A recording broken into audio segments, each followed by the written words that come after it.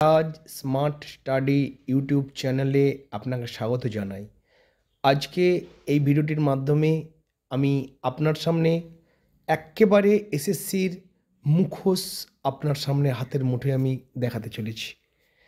Recruitment scam কজন ঠিক কোন চালাকিতে শিক্ষক হয়েছেন তাদের হাটে হাঁড়ি ভাঙছে এসএসসি। এসএসসি আগেই 183 জনকে লোকেট করেছে যারা র্যাঙ্ক জাম্প করে বা মেয়াদ উত্তীর্ণ প্যানেল থেকে চাকরি পেয়েছে। তাদের মধ্যে থেকে 120 জনের চাকরি ইতিমধ্যেই বাতিল করেছে এসএসসি, যদিও 60 জনের চাকরি বাতিল করতে পারছে না। কলকাতা হাইকোর্টে তোপের মুখে পড়তে হয়েছে এসএসসিকে, তার 24 ঘন্টাও পেরোয়নি। সরাসরি এসএসসিকে প্রশ্ন করেছে আদালত, কেন তথ্য দিতে লজ্জা পাচ্ছেন আধিকারিকরা। হাইকোর্টের তিরস্কারের পরই এবার ভীষণভাবে তৎপর এসএসসি। একটা তথ্য ভাণ্ডার থেকে তৈরি করেছে কমিশন, তার ভিত্তিতেই তৈরি হবে এসএসসির পরবর্তী হলফনামা। কতজন বেনিয়ম করে চাকরি পেয়েছেন এবং কোন কোন পন্থায় সেই বেনিয়ম হয়েছে তার বিস্তারিত তথ্য থাকবে সেই হলফনামাতে। এসএসসি আগেই 183 জনকে লোকেট করেছে যারা র্যাঙ্ক জাম্প করে বা মেয়াদ উত্তীর্ণ প্যানেল থেকে চাকরি পেয়েছে।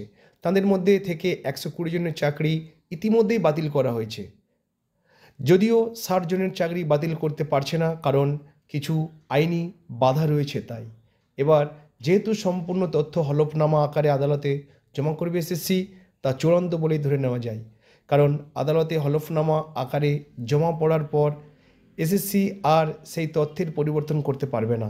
সূত্র অনুযায়ী অবৈধ চাকরি প্রাপকদের যে তালিকা তৈরি করেছে এসএসসি তা তুলে ধরছি।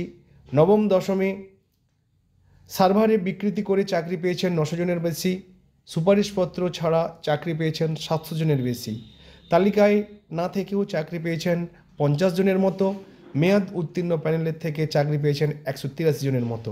এরপর দেখে নেব একাদশ দ্বাদশে কী দুর্নীতি হয়েছে।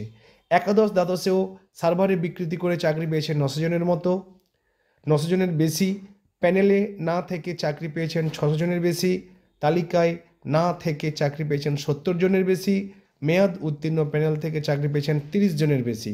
র্যাঙ্ক জ্যাম্প সুপারিশপত্র ছাড়া চাকরি সহ আরও অন্যান্য বেনিয়মে কতজন চাকরি পেয়েছেন তারও বিস্তৃত তথ্য থাকবে এই হলফনামাতে। তো প্রিয় দর্শক বন্ধু, এই ছিল আজকের আপডেট ইনফরমেশান। এসএসসি নবম দশম এবং একাদশ দ্বাদশে যে বেনিয়মভাবে চাকরি প্রার্থীরা নিয়োগ পেয়েছেন, বর্তমানে তারা টিচারশিপ করছেন, তারা